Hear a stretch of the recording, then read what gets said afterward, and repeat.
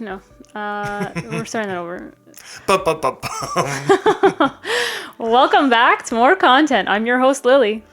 And I'm Cody. Oh, wait, did I do that weird? Do I usually go? Okay. No, I mean, like, you intro yourself, or I intro you, or... Anyway. It's usually you intro yourself, and then I come in and I intro myself. I don't know, the muscle memory on it felt weird. But yeah, welcome back. The lighting may be different because we are filming later in the day, / it's probably going to get dark out by the time we're done this. It's green. Yeah, I wanted green, but it doesn't show up like I want on camera. I'll figure it out. That's very different than the blue we've been doing. I'll figure it out. But in exciting news / well, I'm halfway there. We are now on Spotify. Under the it's literally called the More Content Podcast.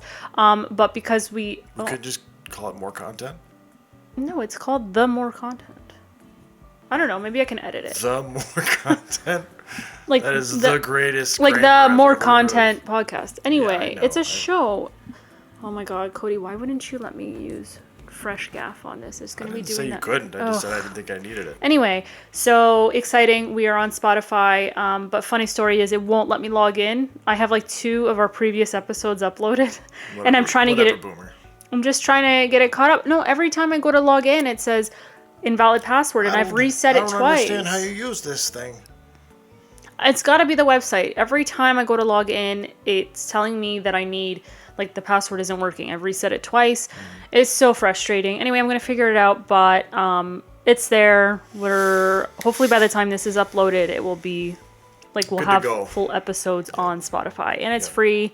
But we heard y'all. You guys want it more accessible? So yeah, and I heard, like, on not Apple Music, Apple Podcast, I think I have to, like, pay a yearly fee to put it on there, and then they, like, somehow own your podcast or something. I have to look into it more, but at least it's on Spotify, and Spotify's free. Yeah, it's we're free. On our brand deal right now. We're figuring it out.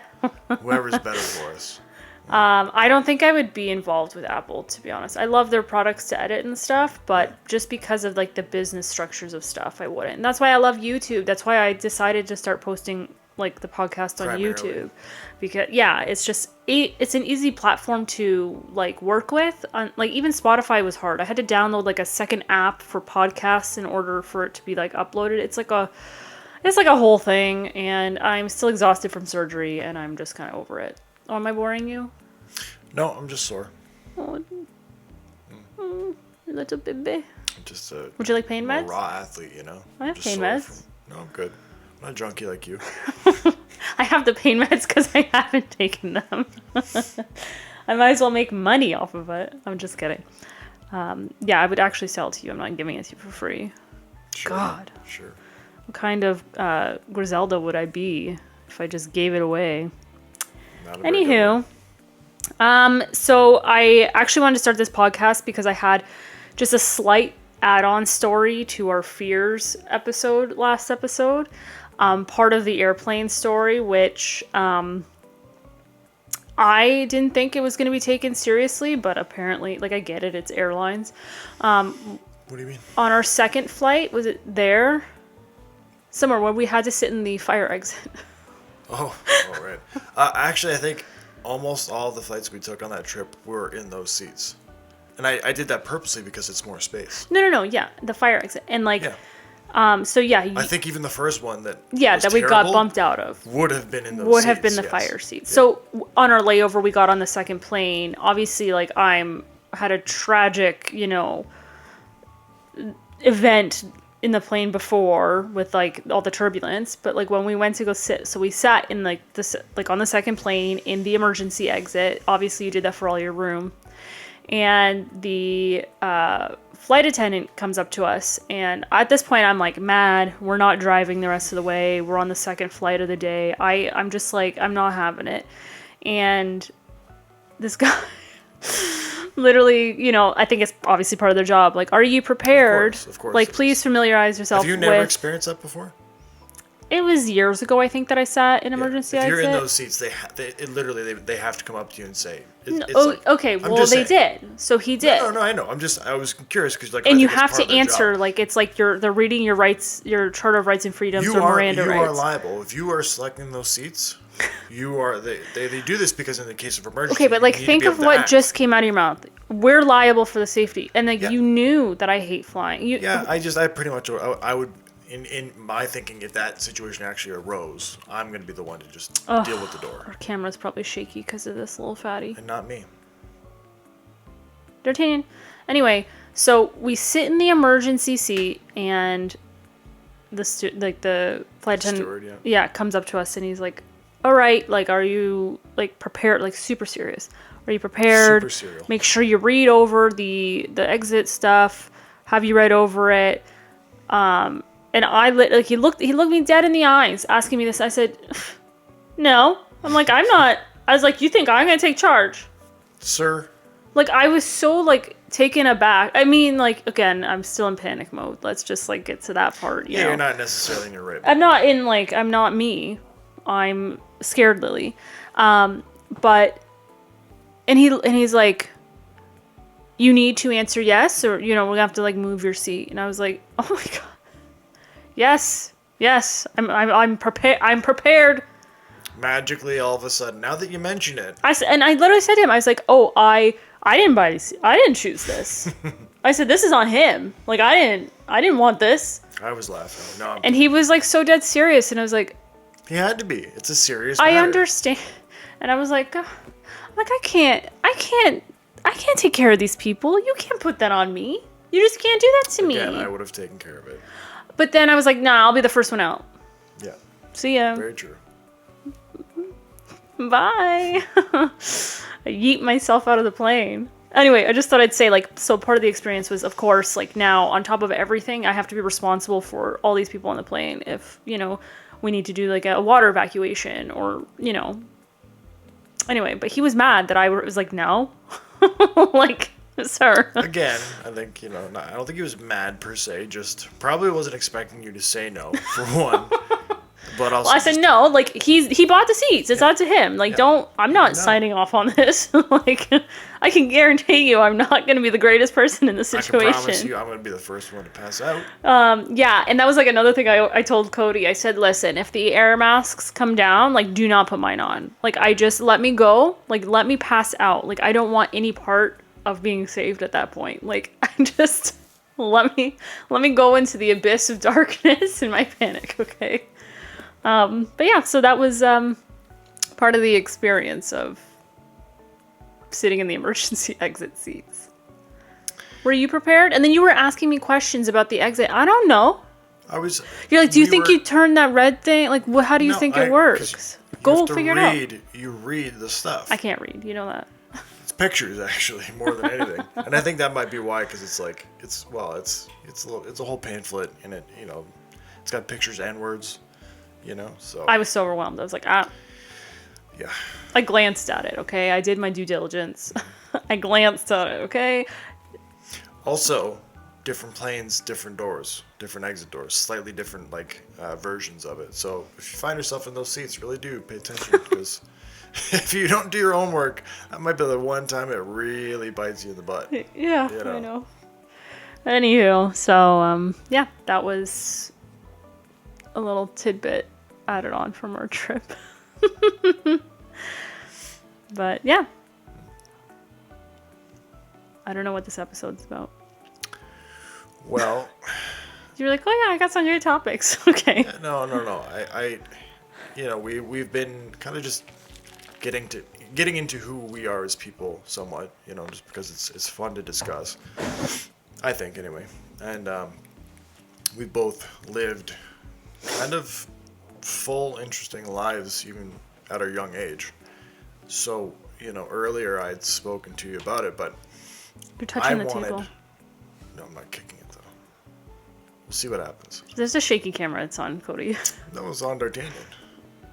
Anyways, you, the people, not everybody knows, were, along with your brother, nearly well, you weren't nearly. You were at one point professional dancers. Not to say that you were on the professional circuit, but you were on that path, and the end goal, from what I understand, was the Olympics. Yeah. Oh yeah. Like. So let's hear about that. That's kind of cool. My life. I was born on December 28th, 1990. Which I forgot once. There's a little side story for you.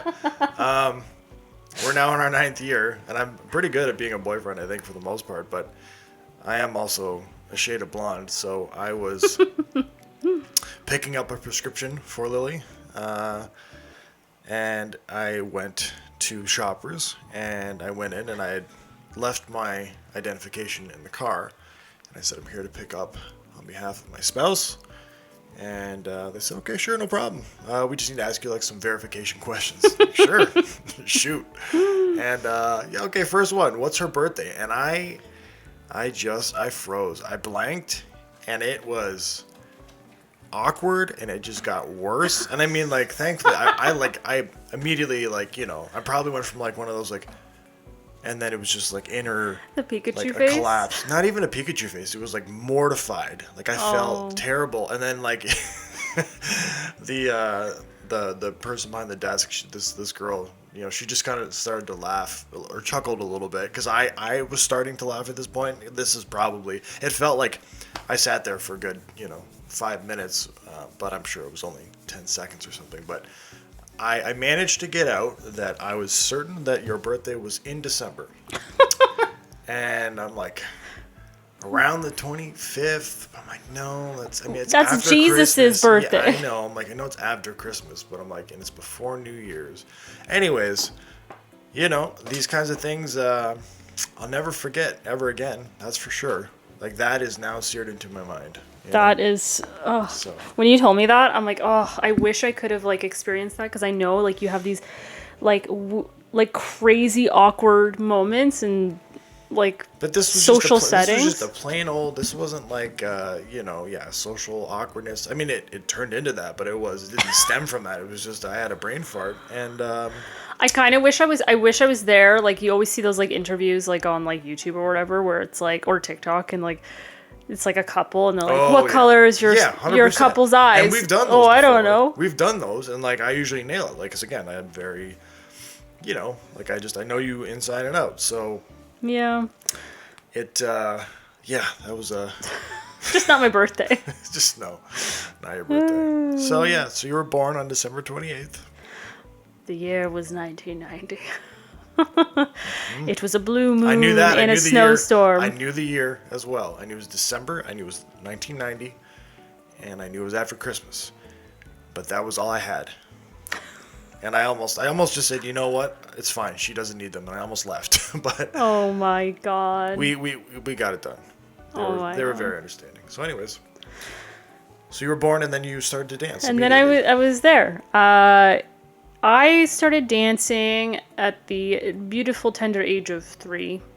That's when I started. Probably 2.5, actually, now that I think about it, because I'm a December baby. How does that happen? How does one start to... Now, just real quick, side note, and I'm sure there's probably... It's like, in having spoken with you about this stuff before, it seems like when trying to become a professional at anything sport-wise, starting very young is a common theme. And it's always interesting to me. I honestly don't remember the last time, or I don't remember when I started, say, for instance, skating. Yeah. But, these days it's like younger and younger. There's kids that are, 2 years old. Oh my God, when we go out there and they're like little, like 4-inch feet. Right. And they're like just icing me. And along. yeah, and I'm like... And like skating circles around you. Yeah, okay. Chill. But anyway, so dance at like 2.5 years old. What does that look like? Is your mom like holding your arms and just kind of... No, I was like walking, talking. You walked at 2? At 2.5. Good for you. You'd be walking. Like, what? Would you start walking at like 18? Yeah, I was huge. I was 6'2" at 2 years old. So like, I was very awkward on my feet. 2.5, 3. Okay. Yeah, but like you're so young. Like, I didn't want to dance. Like, I was very like shy. I remember my mom. Some of the parents had to like sit in the dance class, like, and encourage us to go. But I caught on very quickly. The reason why my mom put us in dance, she didn't want us playing like hockey or getting into any sports where you can like get injured. You know. But from what I understand, you can get pretty badly injured in dance too, no? Yes, but I'm just saying she didn't want the high she wanted contact. us to She wanted contact sports. Yeah, she wanted us to channel our energy into something different, and I think she was like a big fan of like the old movies and dancing. And correct me if I'm wrong. It's pretty common in Italian culture too, right? No, I thought dance was a big thing in your culture. No, not that I like exclusively. No, I think it's like any culture. I think European culture, European, like I can see that, 'cause ballet. Like I don't know. I mean, like growing up, and I'm not saying this is like a girl, like dance is a girl's thing, but that was the only time I ever heard about people dancing was like, was girls that I knew growing up. Like that was very common. Like girls It's danced. yes. Let's just say Niagara region for male dancers is very slim. Like Sure. it's not like a. But a lot of them are European, I would assume. Not really. I mean, Of all the guys that you knew that danced, most weren't European. no, they were all Or of European descent. I mean, they were all like white bread. white bread, but of European descent. There's a few Italians that I knew. Yeah. The Russians. Yeah, I'm talking about like Niagara. Oh, like Toronto is like like it is a sport Toronto's in a melting Toronto. pot, I'll get right? So- I'll get into like that aspect of our training. Anyway, so around here it wasn't like it was like your rec dancing, like recreational. Then you learn your ballet, jazz, tap. Like I did everything. Like my mom put us in everything. My brother, myself, and my sister. And funny enough, so my brother had a dance partner before me. how dare he? No, like I was young. Like Did you Tanya Harding her? No, I didn't care either way. Like I just wanted, like I was just doing my little jazz and tap for like the first year, maybe the second year. I don't know. I can't. Maybe some very young. And then his dance partner, I think, didn't want to like commit to actually competing and doing things. So my mom was What like, age would that have been? he would have been 5, 6. Okay. Is that common? Would Yeah. you say that's when you start to like kind of You take start it up your a notch? competitions, like Yeah. your little basic little. Sure, but that's like when a competition would start, right around that age. Yeah, if you're starting that young. But there's like different like age for different levels, like any sport, I guess. Anyway, so like whatever, like convenient, like having a brother as a dance partner. Sure. Right? Sure. And we kind of just then it just You don't have to go far for practice. well, funny enough, the basement that we're in used to be just like an all open area. There was no walls, nothing down That here. is very funny. You're right. Why? Well, fun, but this is where we used to No, practice. I know. You said funny enough. Anyway, let me. Yes, it is convenient to practice, but it takes a financial toll on the family because then you have double the the cost of everything. Anyway, I'll get into it. Mm-hmm. Anyway, do. so we started dancing very young, doing dance competitions, and we were good at it. Like it came naturally. Like dance came naturally to us. And of course, as the years went on, like the studio grew and like different like people our age and who also competed and but by no means, like I have to say this and I don't care who it freaking offends, the dance studio I was at was not at the caliber of like what if you wanted a career, an actual competitive professional career, it was not the studio. If you had, in an alternate timeline, if you guys are placed into a different, more proper, or whatever, however you want to put it, just a better school, Yeah. you think it could have ended differently? Yeah. Yeah. Because you guys, I think, again, you're going to get to it, but I think you guys had to like relearn a lot of things, right? Yeah. So we were at this studio for 10 years, lifelong friends. Like, you really bond with the people you. Sure, it's a community. Yeah. But at this point, it was 10 years in, and basically, like, it was expensive to be in every single dance, and at this point, like, you really want to Like focus. type of dance. Type of dance. I did everything: jazz, tap, ballet, point, hip hop, like ballroom and Latin. But ballroom and Latin was what we competed in, right? And we would travel almost every weekend. We would be at a competition, And basically, we kind of outgrew our coach. Like, there was... I hate her to this day. I don't really care. But she had nowhere to... She was not a skilled coach. It was very basic. If you want to learn social dancing or, as kids, but there was nothing beyond, like, the she technical... wasn't going to be the one to take you to the next level. No, the technical aspect of things and whatever. And we were getting into the point where, like, we had reached... And she held us back in so many ways. Like, do you think... sorry. Well, go ahead. Competitive. Like, she held us back in so many ways. And whatever. We got to a point where, like, yeah, now you're investing in it. So now you're investing in costumes. And I'm just going to preface this. Ballroom and Latin dancing is not for the poor family. It is a rich man's sport. Like, it's like horseback riding. If you're at a high competitive level, it comes with a price tag. And, yeah, like, we invested all our time. And I think what sparked a difference was this coach had brought in... He was actually a judge on So You Think You Can Dance from Montreal, Jean-Marc.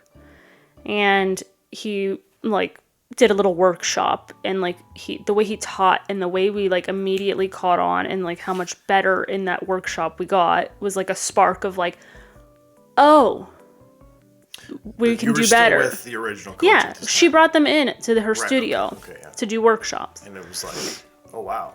And then, like... And, like, as kids, you're not understanding, like, why we're working hard, but we're not getting anywhere. Like, we're winning, but we're not, like... Standing out like you want to be. People are surpassing us as far as, like, technical skills, right? And she brought in another couple. They were from the Ukraine, or Russia, Ukraine. And they lived with them for a few months in exchange to live there. Like, I think now looking back at it, maybe they were sponsored for a visa. Work visa, come here, whatever. So they ended up teaching at the studio, and I loved them. They were so brazenly honest, and they were like, what are these kids doing? Like, how old was this couple? Probably 25 to 30. Like, yeah. So, yeah, then I was like, they're older. They were our age. Sure. Top 5 in the world for Latin. Like, they were... This couple? Yeah, peak dancers. Okay. Are they retired now? Do you know? Probably, right? I would think. No, well, maybe. They're probably still teaching. I don't know. I haven't... Is there like a master's, like over 40, over 50 kind of? No. Let me tell you something. Your dancer body is done like at like 25, 30 when you're running it into the ground. So they were on their end of their... Oh, yeah. Yeah. They were transitioning into teaching. They were still competing as professionals, but they were not... They were slowly coming down the totem pole. Yeah, they were right? on the decline. Yeah. So we took a couple of classes, and like they basically were like, I don't understand like how these people have been dancing here all this time, and like this is how the level that they're at. Because every lesson we would get, oh my god, like we would get better and better and better, and it's like that was just like the minuscule of like what we could do. So yeah, like it's just in the margins. Yeah. So after 10 years of being at the studio, it came to, okay, let's try to, so, a little backtrack. So at this point in the level of our dance, we had to get custom made costumes, super expensive. And the person who made our costumes, she sponsored a couple who were professional top 10 dance world champions. So top 10 world dance means 5 Latin, 5 standard.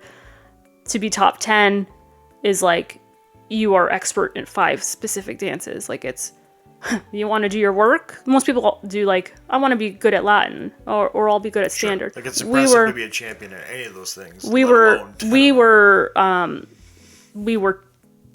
That was our bread and butter, top 10. Like that was like what we focused on.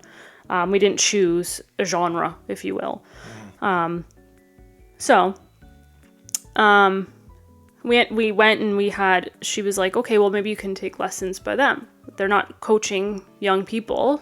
They had a studio, but they weren't really like coaching people to excel in the world of dance.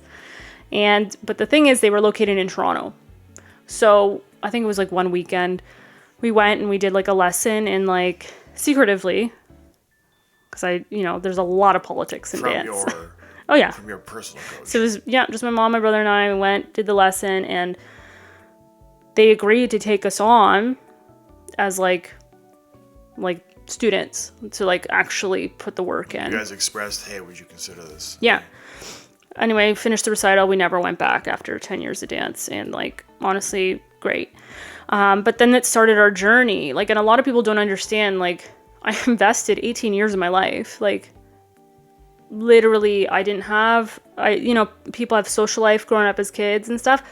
No, like, my life was dance. Like, I never went to birthday parties. Like, field trips were always cut short because I had a competition, or, like, we never went on family vacations. All the money was allotted to the dance. To like, the craft. Like, when you hear Olympian parents talk about, like, no, that was our life. Like, that was our life.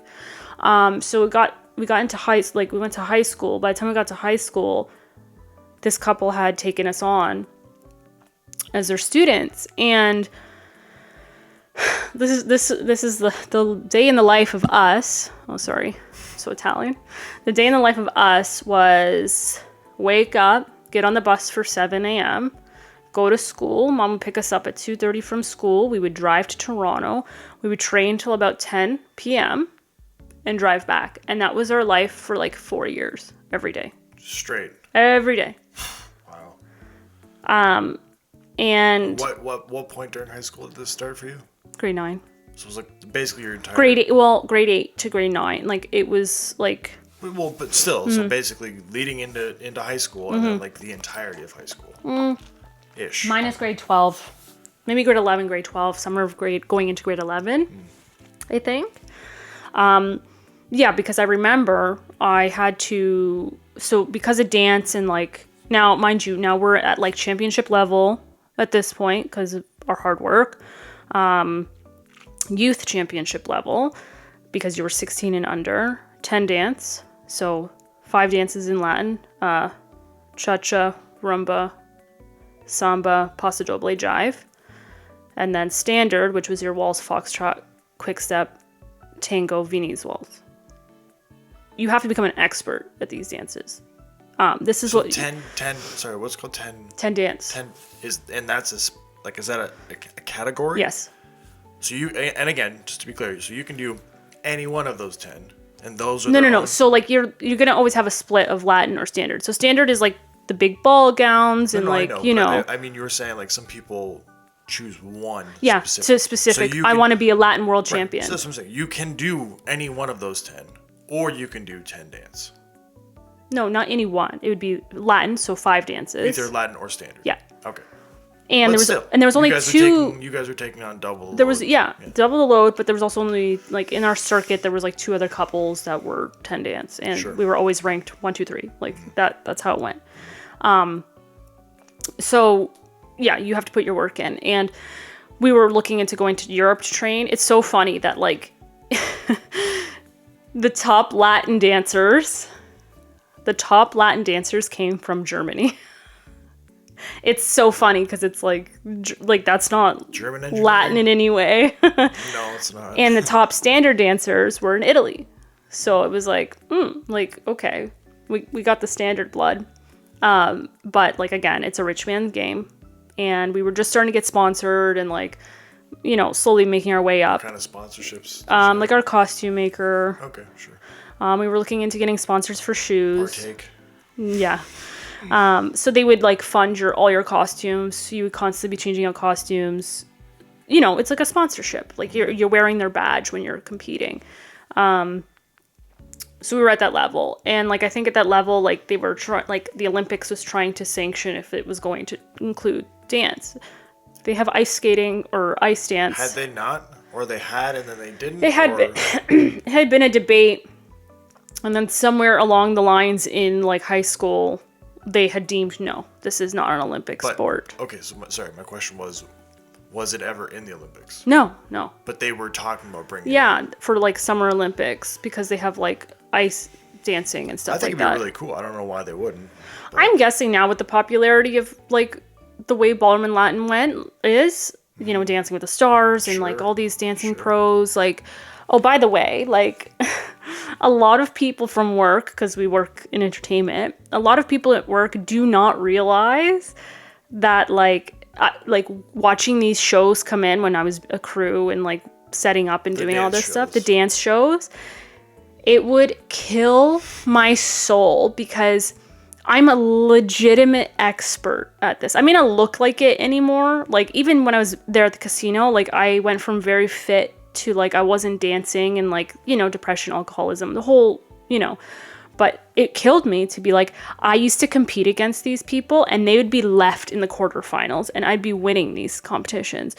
Like, you know, it was almost like people like, oh my God, they're so talented and I can just pick and rip apart everything. Just to clarify, you don't mean just production shows where there are dancers. Oh, that too. Yeah, I thought that's what you were referring to. No, but like the dance, actual dance shows that come in. Yeah. Right. Like it's like a version of Dancing with the Stars. All those people we competed against, those coaches, like, you know, or like the generation of like my age, like it's kind of shitty to see because it's like, well, you had the funds to like continue your career. Like it, you know, there was times like, I don't know. I always joke, but yeah, like dinner was very scarce growing up. Okay. Dance came first. Like that's how I remember it. But that was the love of the game. Like that is like what, if you love it, that's what you do. But a lot of people don't realize like, yeah, no, I was there. Like that was my level of competition. Like it was daily training. And then weekends, no. Because on weekends, we'd be dancing and training down here, you know? And like, yeah, sure, we owned my first business at age 14, doing shows and stuff for money. And like, I feel it's like lifetimes ago. But yeah, like it was the realm, and it not down here, like it wasn't popular. I wish we had social media back then because we would have continued dancing, and big opportunities came for it. Like we got cast in Take the Lead, another, you know, Academy Dancer number 3. That was what I'm credited. You know, it was kind of cool because it gave us opportunities like working with Antonio Banderas for 6 months, like training and then dancing, and then we got a competition now, and it's like a whirlwind of like, this is another life I lived. And I hated seeing people on stage from like, you're only there because mop the floor with you guys. Like, yeah, and they got to play the long game. Yeah, it is heartbreaking, and like that's the thing. Like Toronto was like, they had the dance schools, and they you know, a lot of them are Russian dancers, and you know, to live in Toronto, it's a lot of rich people, and it's like, I remember junior world champion. He didn't want to dance. Like this guy was so talented, and his dad was like, I'll buy you a car if you compete in the Worlds this year. Like they bribing him to compete, which is crazy because he was on top of the world. He traveled to Germany, traveled to Europe to learn. Solo dancer? Or? No, couple. Okay. And is that a thing? Solo? I think now I see it on like social media that you can do it like in the Latin, and it's really odd to me, but sure. Times are changing. Traditionally, it's all couple stuff, right? Yeah.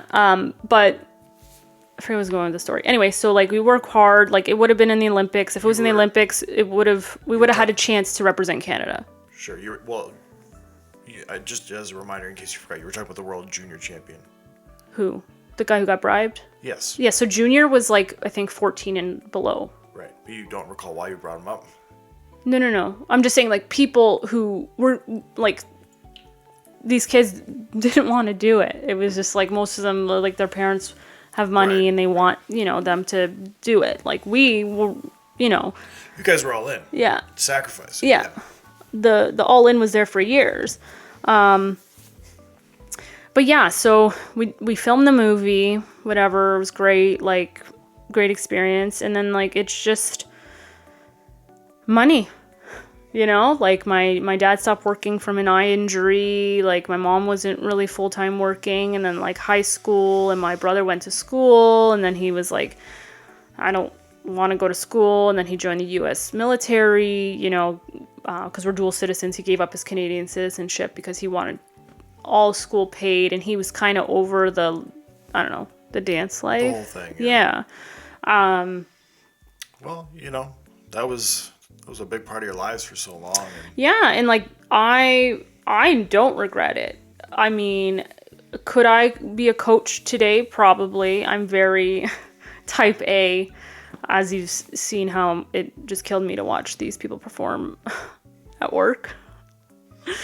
But yeah, like I live in the shadows. Like I keep that in the past because it's like I have some footage of it, but it's like, yeah, no, I was like an Olympian.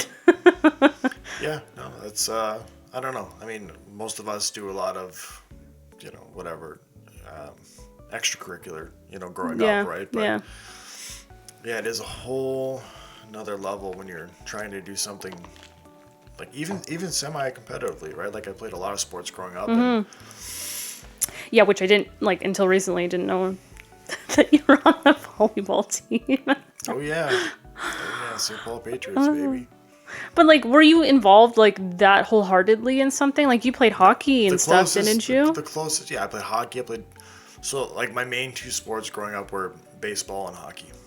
And even then, hockey, like, I mean, I just played like house league and stuff, and like, so that's literal, like, bottom, like basically rec, you know. And I was good at rec, but it's just rec. And then with baseball, that was the closest I would have gone. Like that was for me. That was my dance, but it was nowhere near as involved as you were. Like I played that. That was my main sport, we'll say. And I stopped. I played a lot of house league. I played on some what they call like select, which is like, you can kind of play for. It's like a step up from house league, essentially. Like you kind of have to try out, and like you can play for your regions and things like that. So it was outside of school. Like it wasn't. This wasn't school. This was like, well, that's the thing for sports, right? Like you generally, your lowest level is like rec levels, basically, and then from there, if it seems like you're good enough, you can try out for higher levels of the sport. In hockey, you get into things like single, double, triple A, and then you go from there. For baseball, like you have your house league stuff, and then there's like select league, which is like the best of the house league gets on a team, and then you have like kind of like your regional teams, so you can play for like Niagara Falls, which I did for a time. But I stopped right before, I was like 16 or 17 at the time, and at that point, I mean, and also I should say, like, I was decent. I think I had a certain level of natural athleticism, right? Yeah, so, you are very, like, any sport you play, like, you're like, really I was always, I was just built like that. I mean, some things I was built for more so than others, right? Like, I wasn't, I was tall and lean, as I still am, so I wasn't built for it. Like I wasn't just a surefire like football player or anything like that.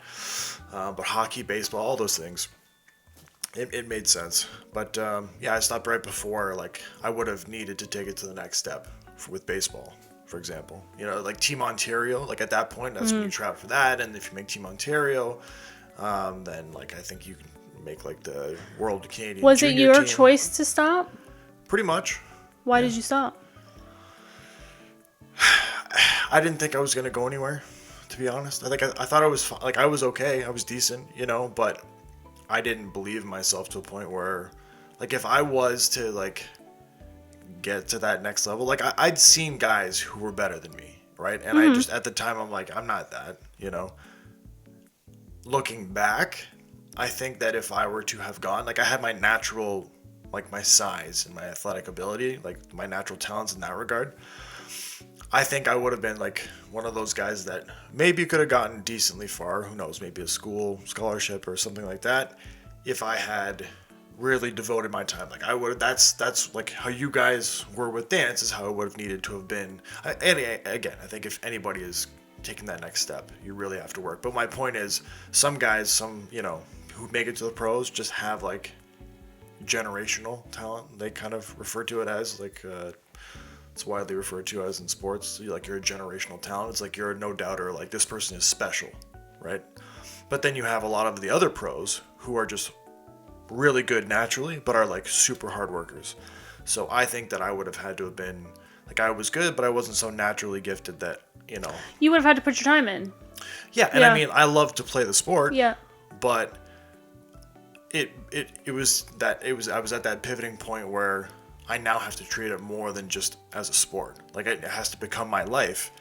And at that point in my life, I just wasn't ready to make that commitment. And, and again, I didn't have that much belief in myself in that regard that I thought, it was going to happen for me. So. But it's interesting because, like, I think, I don't know what that was.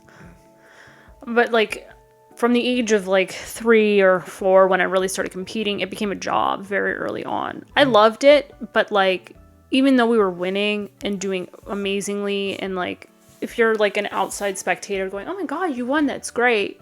This is why I find it really hard to accept compliments or be proud of myself, because yeah, great, we beat 50 couples and we won grand champion, but like now Monday, it's like, okay, gotta hit the ground running. Sure. And that's the next thing. And it was always like that. It was, and I like enjoyed the people I grew up with and stuff before I got really into like competitive, like full-time work. But like, I don't know, like, did I have a choice in the sense of like quitting? Not really. I don't know. It was so ingrained in me to continue. Yeah, it seemed like you guys were put on that path. And, yeah. And kind of like, for better or for worse, like again, you at least liked it enough to want to be there. Yeah. But also, it wasn't just a pastime, right? Like it was, like you said, it was your life.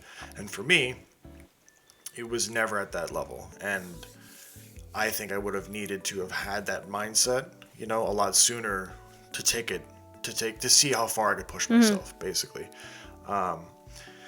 And just, with where I was at my point, like at that point in my life, my head just wasn't in it. I was, again, 16, 17 years old and really just enjoying life, So. And I think that was like why, like, so my brother left for the military, so that leaves me with no dance partner. Like, what am I supposed to do? And to find a dance partner that's going to be just as committed as you is like so hard. And I would have to move to Toronto, and it was like kind of like a big undertaking thinking about it. Of course, I'm like 15, 16 at this point. Like, I just want to kind of enjoy my friends in high school. Like, and I kind of wish, I don't know, I wish I did something scholarship-wise with it for school.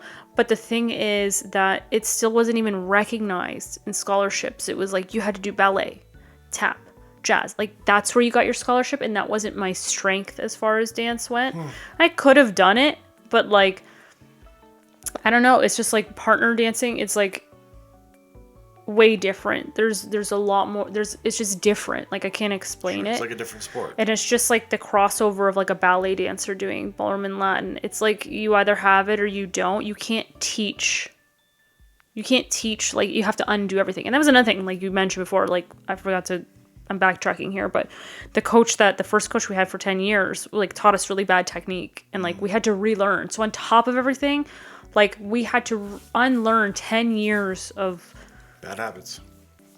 Yeah, like, we pulled the skeleton of things that you needed, like, your counts or whatever. Yeah. But then, like, there's some fundamentals that obviously but it's just like, it was literally like rebuilding, and I just wish that there was more opportunity. I think that, like, if I had been at it now, like if we were young in this generation with like the growth of social media and TikTok and like, it's probably just a lot easier to get connected going with the right viral, people, right? getting people behind you, getting the subscribers, you can, the journey, like, it's very much like it would have been a bigger helping hand, like, and even financially, like, there was no way I was moving to Toronto and doing that. Like, I would have to find a rich partner, like, and a lot of people did that. A lot of people would bring them over from like Europe and Russia and marry them, and so they got their green card, but I'll fund it because this is a job. It was literally, you will own a studio, you will continue this. But like, I've seen so many people go on to like do the movies. Like, it's talking about it now, it's like heartbreaking because it's like, man, like, my life could have been so different. Yeah. We were like on the cusp, And I think that like at work, it would just like crush me knowing that I could have just been on stage. Because trust me, I am an entertainer. Put me out there. Really? I hated working behind the scenes. Like I had so much like life experience at that point doing all this. But yeah, like it kills me when people are like, oh, they're such good dancers. And I'm like, they're not. Well, that's just They're it, right? not. Like, to the untrained eye, right? Yeah. And You yeah. know? But it's kind of like any form of entertainment, right? Yeah. If it seems like it's good, like if I hate that good enough. I hate that. But not, I hate that. But like, like you know, like you always said, like if you're performing and you screw up, anyways, so sorry, battery died. That's Sorry. okay. Friggin' non-Sony And that was batteries. the Sony one. That was the Sony one. Yeah. But Anyway, maybe we've been talking for longer than we thought. that was only 45 minutes. Well, felt like forever. Oh, wow. But no, right before it died, I was just mentioning, you know, you were talking about dying inside watching these cookie cutter dancers, or not cookie cutter, but like, you know, just you know how truly not special whatever it is that they're doing on stage is, but it appears to be, you know, like there is the wow factor. But no, I had been saying that, you know, it's like you always said when you're entertaining. You know, if you screw up, you know, but you keep that kind of internally and you just continue to project like nothing is going wrong, everything is still great, this is really still awesome, then like generally, you know, the crowds are just going to be like, this was amazing. And it's the same thing for the dance, right? Like most of these people, if there's the untrained eye, Oh no, idea. I can. There's a look on some of their faces when they mess up, and I'm like, what are you doing? Which is even worse. What? Yeah. Like, I don't know. Like Just sell it. Just sell it. maybe because my coaches literally beat the shit out of me, that like you just push Old through. school. Very old school Russian, like hitting you, slapping you, like it was ingrained. Like They had like a kendo stick, just yeah. There's a in the reason back why we and were the so shoulders. good. Yeah. But yeah, like I don't know, maybe because I guess I am jealous. I wish I was on stage because I know that like I am a performer. You've seen me perform. You know, that's why I got into burlesque. Like I love playing characters. I think like having all this talent and not using it, you know. Sure. Yeah. There's I don't know. I'm like, I want to be on stage. And like, I just wish I was able to have done that throughout my career, like continue it past what I was doing. But yeah, like it's a life of a life away. Like, and you always say, can't you, can you do it now? They wouldn't hire me. Even if I got into peak physical condition. Yeah. What do you mean, who would hire just you? like productions or anyone should like just go travel and dance. Like, let's be real. I don't know about that. Like if you wanted to get in some rinky-dink production, not even rinky-dink, like you could probably go do a lot of it. Oh, Well, just, you know. I don't care if they hear. Come on. I have standards. Like, great. Like, I don't care because I've been there. Like, I can talk because I've walked the walk. Like, I've done it. Sure. Right? Sure. And, like, I just have... And that's probably why I didn't ever wanted to be a teacher or a coach, because they would hate me because I'm a perfectionist. And I could see potential. And there's a difference between entertainment and being technically good. Like we were just saying, like, you could be a terrible dancer. If I see it that you're entertaining and enjoying yourself and having fun out there, it's such a pleasure to watch. Sure. Right? You can't really teach that. And like, Why don't you think that's why like you say cookie cutter dancers. Well, they're cookie cutter dancers. There's no personality behind the eyes. Like, you have to have fun with it. You can't just be like, and it's funny because like I've seen dancers where like, okay, you're technically okay, but there's no personality. Like, you know how like people are like, I don't understand how all these auditions happen with all these amazing dancers and like hundreds of them, droves of them. Oh yeah, I can pick a person out and be like, next. That number next, like that, like I have that trained eye can tell. Yeah, it makes sense. Maybe I should have been a casting director or something.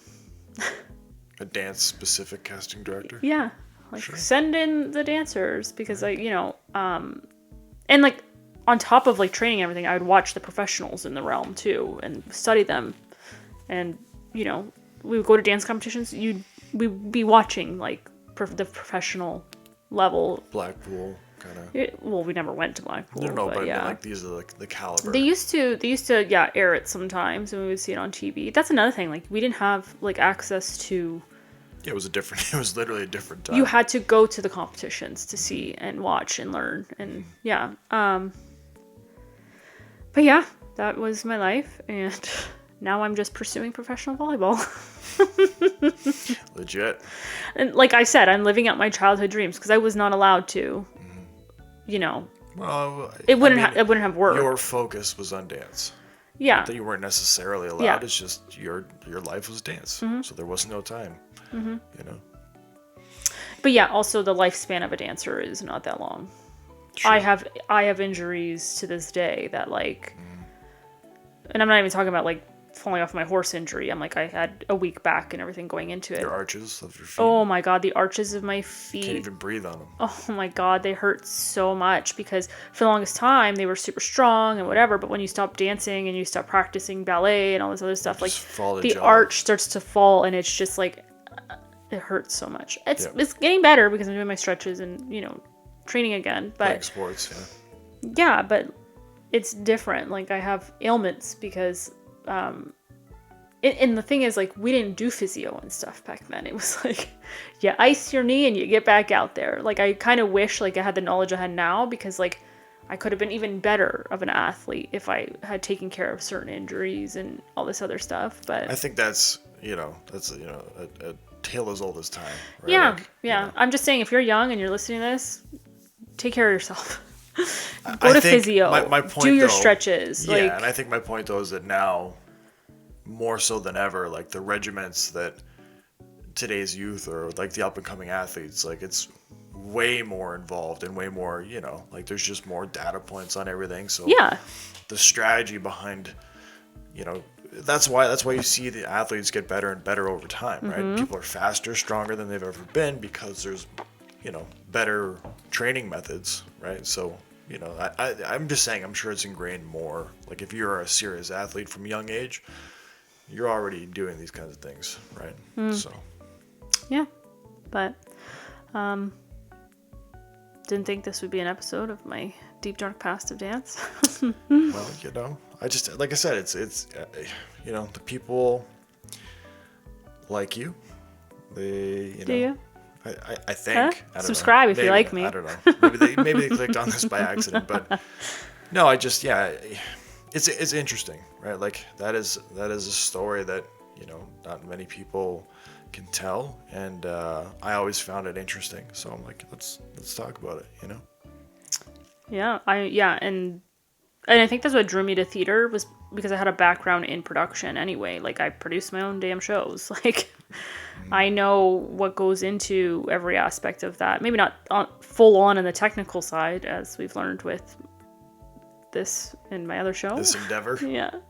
I don't know. You've gotten some chops, I would say, from like your production, like from doing YouTube and everything. Like, you know, people commented all the time, like your editing, for example, is great. I think you have great comedic skill when chopping up your episodes and. Yeah, but you know, I think there's I just things hate that we editing. I know it's work. It's a lot of work. I have some experience with it, but like you can literally take so you can take a minute clip and spend a week, 2 weeks, you know, fine tuning, right? Really, like. Yeah, and I know. That's an exaggeration. Yeah, but it is still there's some truth to it. Well, right? thank you. I'm hoping that this is the birth of my next dance career, aka YouTube. Like I want to put the work in. Like I have the drive. Like you want to start dancing on YouTube, and I'm going to dance again. Who knows? I would love. There was like this thing called Pro-Am where I could still dance, and my partner is my coach. Pro amateur, like Pro-Am. That's awesome. Why have you? Because I would have to. I have to travel to Toronto. I'm not doing anything around here. Did you not learn anything from this podcast? Do you know how much work goes into that? I'm just saying, if it's something you ever wanted to do, yeah, like I could stay with my sister for a bit. Sure. Yeah, I would love to do another dance competition. I know I'd I'd love be to elite. see you do a dance I competition. know. It'd be so awesome. Yeah. You get to witness my greatness in sports all the time. I but know. It's true. For, It's true. And I'm just like... it's not, I mean, thank you, but I do. I actually, like, I'm getting the itch for volleyball, like, big time. You know, like... How do you think I feel when I went to the game last night? I was like... Yeah. I can feel my muscles going... I just want to dive for that. Like, I just really like it. And you know why I love it so much? Because it's a different team dynamic that, like, I didn't get through dance, right? Yeah, I guess, like, growing up, like, doing, like, jazz, and you have, like, big groups of people. And It's still different. it is different. Like, you have to fully rely. Team sport is very different than, and it's just, say, like, fun. A tandem team sport, yeah. Yeah. Well, yeah. But, like, there's just something about it I just love so friggin' much. And I'm literally reliving a life. I'm living a life, a different life again now. Like, I think that's the freedom of, like, you know, a lot of people hated the pandemic. It really opened my eyes to, like, it's time to, like, just focus on yourself. I think a lot of people had that, you know. Like, once we got over how terrible everything was because of it, it still is. But it allowed people to rethink, you know, their priorities and everything. Right? But I'm like, it's never too late. Like, that's the thing. Like, it's never too late. And it's not even, I guess I should take my own advice. It's never too late to dance. Maybe I'll look into it. Like, you should. I don't know if my old You've coach gotten is back, like I said, you're in the best shape you've been in years. So, yeah. You know, once your healing is truly done with or whatever. Yeah. You know. I mean, it'd be worth looking into. I would love to. I think it would just be the coolest thing. Yeah. Mm-hmm. Yeah. And then, like, I mean, I've seen, you know, you showed me some of your old stuff, and, like, that's great and all, but, like, how do I know you didn't just doctor all that footage? Like, I actually will AI. finally get to see It's AI. that you're not just full of crap, and, like, you actually are a good dancer. I would like to think that, like, I'm not gonna be as good as I was in my youth. I'm just Let's saying, all everyone those like scenes pause from Take that. the Lead, it's like, yeah, technically you're on the credits, but it's like, you gotta really squint. You do. Like, for the amount of filming I did on that, like, over 6 months of filming and rehearsals and, like, being there every day and, like... Were you guys in the hotel for 6 months? No, that was just the final scene. Oh, okay. Yeah, there was, like, again, we would have to drive back and forth. The Royal York, Toronto. Yeah, we filmed the final scene at the Royal York in Toronto, and anyway, but this is kind of like how I got introduced into film too, right? Like, that's why I went to school for acting for film, because I wanted to do that. Sure. Get paid super good. Oh my god, the amount of money that I got paid free food as a 14-year-old on that set, because I was special needs. No, what's it called? I was gonna say special effects. No, what is the special talent? Like, because we're dancers, right? Yeah. So, like, you have your regular actor rate, speaking parts, all that stuff. Yeah, you have your regular actor rate, but now they add that on. I think, like, it came to, like, a minimum without overtime, and we hit overtime every day. I think minimum, like, $95 an hour. Sure. This was like 42 years ago. Yeah, sitting around waiting to be called to go do 16 hours, 18-hour days. Yeah, to just go do like 10 minutes of like actual a dance dancing. move. Like, not even actual dancing. They're like, just pretend, because the camera wasn't even on us. They're like, he needs something to focus on. And I'm like, it was like, my first check from that was like, what? What? Like, at 14, I mean, I had a lot of bills to pay because we had a lot of back bills from dance. So sure. I'm not a millionaire, okay? But it was nice to pay off our debt with dance. Mm-hmm. But yeah, I was like, oh, sign me up. Mm-hmm. Put me out there. I'm gonna be a star. Yeah. I have a lot of regrets. I've done a lot in my life, you know? I can't believe all the things I went to school for. Save it for another pod. That will be my next pod. But yeah, but it's never too late. Maybe next year. Maybe that's a goal. Next year by this time, I'll be competing. And you can live stream it for everyone. You can film it. Okay. All right. It's not AI, I promise. We'll see. Anyway, so yeah. Thanks for asking. Didn't think that was going to be a topic, but... Thank you for sharing. Well, anyway. Thank you for sharing your trauma. Yeah. Realistically, I got beaten up as a child, okay? Yeah. Oh, but professionally. God. Semi-professionally. Yeah. Anyway, yeah. I think that's all I think that's good. Yeah. Anyway, thank you. Don't forget to subscribe. Catch us next time with more content. Yeah. Your dreams can come true at any age, I think. Sure. Why not? Anyway. All right. And until next time, maybe we'll get into other things. I'm gonna have to think of like a really deep question for you to talk about. I feel like I took over this podcast. I mean, I set you up to do so, but again, Lazy. You didn't want to talk. it's called being a good host.